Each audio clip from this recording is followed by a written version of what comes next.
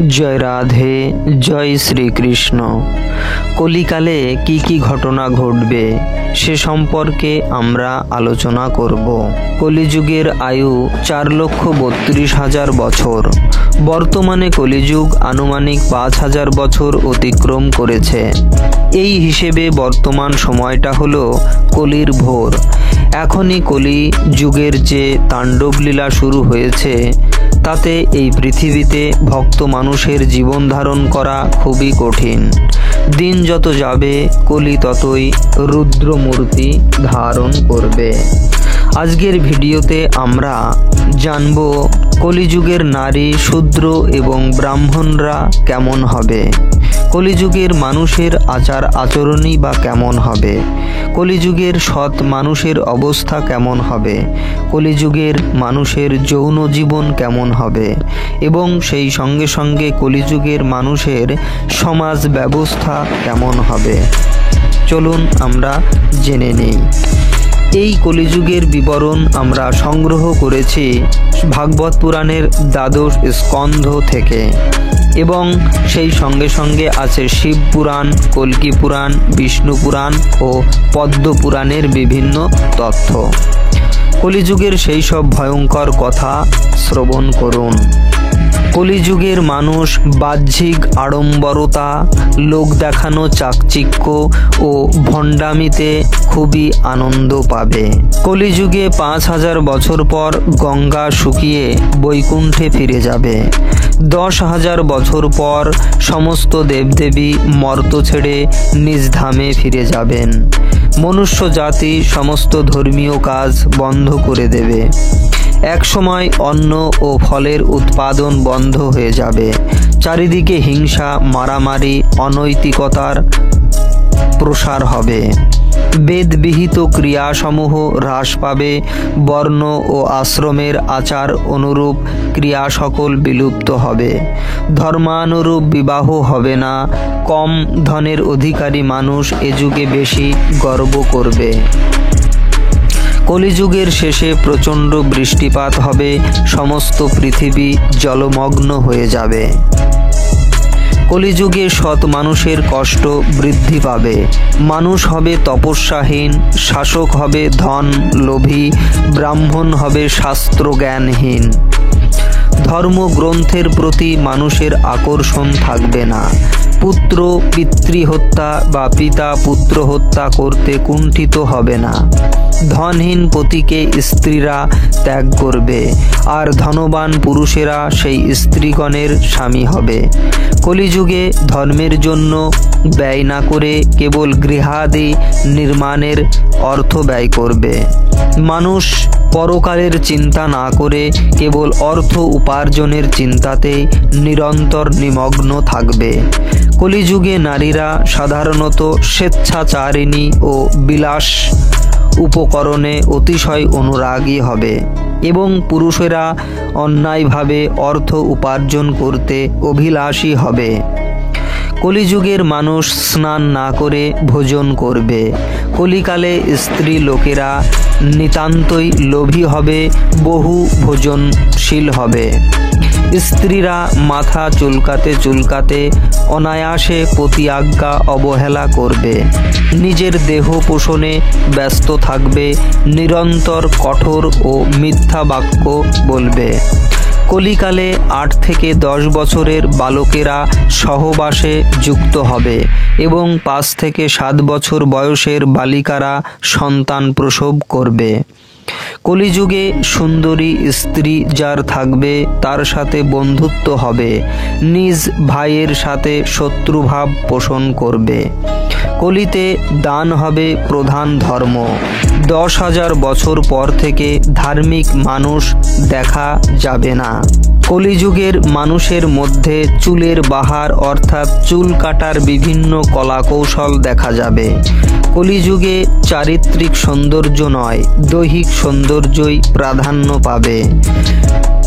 কলিযুগের মানুষ হবে বাইরে ভক্তিভাবে গদগদ কিন্তু অন্তরে জটিলতা, কুটিলতা, কুমন্ত্রণা, কপটতা ও মিথ্যা ভাষণে ভরা।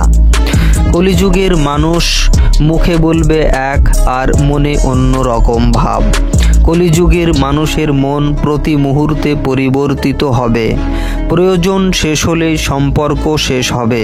বিবেকবোধ মনুষ্যত্ব হারিয়ে পশুর তুল্য পিশাচের ন্যায় হবে। কলিযুগের মানুষ হবে নির্লজ্জ, স্বার্থপর, ইন্দ্রিয় পরায়ণ, ভোগলিপ্সু। তাদের চোখের নেশা এবং মুখের ভাষা হবে বিচিত্র। ভদ্রতার মুখোশ পরে অকর্ম কুকর্মে লিপ্ত থাকবে। কলিযুগে অর্থ উপার্জন ও সম্পত্তি বৃদ্ধি একমাত্র লক্ষ্য হবে। কলিযুগের মানুষ ধর্মীয় বা সামাজিক যেসব অনুষ্ঠানই করুক না কেন তা কেবল লোক দেখানো আড়ম্বরতাপূর্ণ হবে, আর নিজের দম্ভ ও অহংকার বৃদ্ধি পাবে। সে সমাজে দেখাতে চাইবে, দেখো আমি কত বড় অনুষ্ঠান করলাম, কত টাকা খরচ করলাম, ইত্যাদি ইত্যাদি। কলিযুগের মানুষের আয়ু ক্ষীণ হবে, মানুষের উচ্চতা কমে যাবে। কলির শেষে বেগুন গাছের নিচে হাট বসবে, গাছে উঠে বেগুন পাড়বে। কলির একেবারে শেষে রৌদ্রের তেজ ভীষণ হবে, মাটি পুড়ে লাল হয়ে যাবে তামার পাত্রের ন্যায়। পৃথিবী থেকে প্রাণের অস্তিত্ব নিশ্চিহ্ন হবে। কলির শেষে ভগবান বিষ্ণু অবতার গ্রহণ করবেন সম্ভল গ্রামের বিষ্ণু যশা নামে এক ব্রাহ্মণের গৃহে।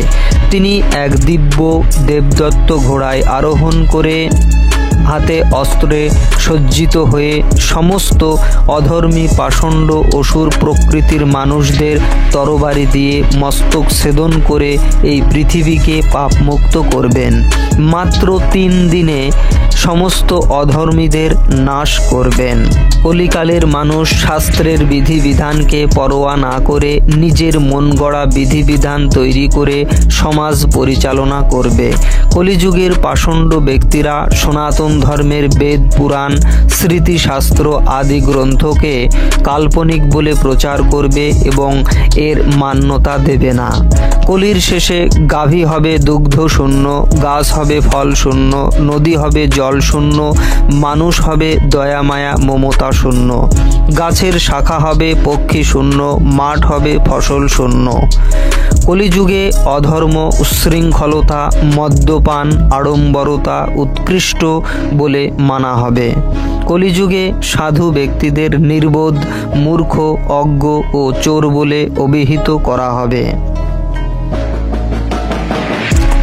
কলিকালের শূদ্রগণ তপবেশী হবে, আর ধর্মের আসনে অধার্মিকজন বসবে। এই অধার্মিক ব্যক্তি ধর্মের আসনে বসে সর্বদা ধর্মের কথা বলবে। কলিকালে এই রকম অঘটন ঘটবে। কলিযুগের মানুষ হবে অসন বসনহীন, ভূষণহীন।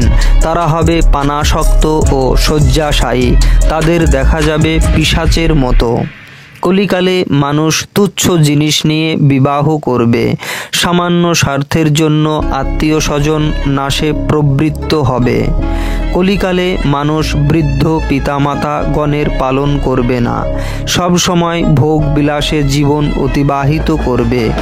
সব পুরুষই হবে স্ত্রীর অনুরক্ত, আর এর ফলস্বরূপ পুরুষ পাষণ্ড ও দুর্মতি হবে। কলিকালে কেউ ভগবানের পূজা অর্চনা করবে না, মানুষ হয়ে যাবে পশুর তুল্য। আহার নিদ্রা মৈথুন কর্মেই চরম সুখ অনুভব করবে। কলিকালে দস্যু, চরিত্রহীন, লম্পট, বকাটে ও অসুর প্রবৃত্তির মানুষের সম্মান বাড়বে। কলিযুগের মানুষ অধিক আহারী হবে, আর হবে ধনহীন, তাই সংসারে অশান্তি লেগেই থাকবে। কলিযুগের নারীগণ সকলেই অসতী হবে, সতীত্বের লেশমাত্র ও অবশিষ্ট থাকবে না। নারীদের দাপটে পুরুষেরা ভীত হয়ে এমনকি পলায়ন করতে বাধ্য হবে।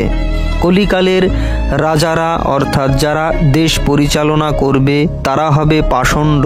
তারা জনগণের কল্যাণের পরিবর্তে শোষণ করবে। কলিকালে ব্রাহ্মণেরা কামে উন্মত্ত হবে, সব সময় অসন্তুষ্ট চিত্ত থাকবে। কলিকালের ব্রহ্মচারীরা হবে শৌচ শূন্য, তাদের ভজন পূজন তপ সব নষ্ট হবে। ব্রাহ্মণেরা নিজেদের কুলধর্ম ত্যাগ করে শূদ্রের ন্যায় হবে। তপস্বী ব্যক্তিরা নগরের ভিতরেই থাকবে। সমাজের ভিখারির সংখ্যা বহুগুণে বৃদ্ধি পাবে, আর সন্ন্যাসীর অন্তর হবে লোভে পরিপূর্ণ। কলিযুগের নারীরা হবে খর্বকায়া অর্থাৎ বেটে গোলগাল, লজ্জাহীনা, অধিক আহারকারী এবং বহু পুত্রবতী। তাদের মুখে সর্বদা পরনিন্দা, পরচর্চা ও কটু কথা থাকবে। কলিযুগের আশ্রম বলে কিছু থাকবে না। আসলে আশ্রম হবে গৃহের মতো। সাধু সন্তরা এই গৃহেই থেকে গৃহীর মতো জীবন যাপন করবে।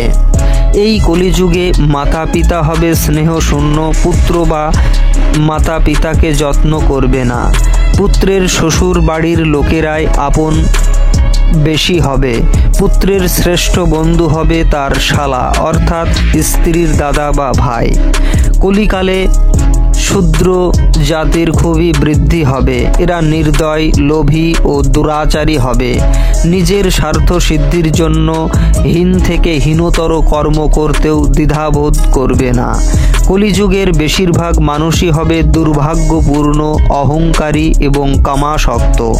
কলিযুগে তমগুণ প্রবল হবে। তার ফলশ্রুতি দেখা যাবে মিথ্যা কথার আধিক্যে, দিবানিদ্রা, হিংসা, আলস্য, দৈন্য, ছলনা, দুঃখ, শোক ইত্যাদির মধ্যে।